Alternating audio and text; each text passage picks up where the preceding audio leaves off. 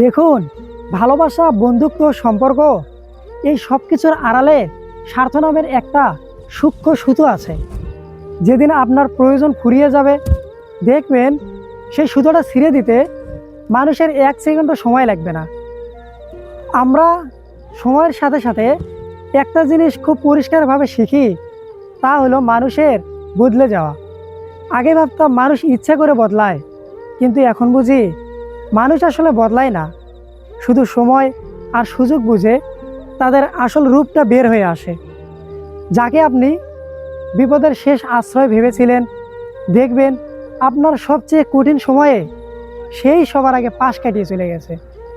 নির্জন একটা পরিবেশে একা বসে ভেবে দেখুন, আপনি আসলে কার জন্য এত দৌড়াচ্ছেন? যার জন্য নিজের ঘুম হারাম করছেন, যার জন্য নিজের অস্তিত্ব বিলিয়ে দিচ্ছেন, সে কি আদৌ আপনার শূন্যতা অনুভব করে, নাকি আপনি না থাকলেও তার জীবন দিব্যে চলে যাচ্ছে? আসলে মানুষ খুব সুন্দর করে সান্ত্বনা দিতে পারে, কিন্তু কেউ আপনার কষ্টের ভাগ নিতে আসবে না। আপনার চোখের জল আপনাকেই মুছতে হবে, আপনার লড়াইটা আপনাকেই লড়তে হবে।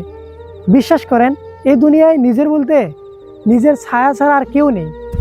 তাই এখনকার বদলে যাওয়াতে আমি আর অবাক হই না, শুধু আফসোস হয় এই ভেবে যে যাদের আমি নিজের ভেবেছিলাম তারা আসলে কখনো আমার ছিলই না।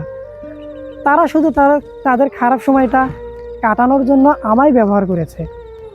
ভালো থাকবেন সবাই। সবশেষে একটি কথা বলতে চাই, নিজের জন্য বাঁচতে শিখুন। কারণ আপনার পতন হলে সেখানে ভিড় জমানো লোক অনেক পাবেন, কিন্তু হাত বাড়িয়ে তুলে ধরার মতো কাউকে আর খুঁজে পাবেন না।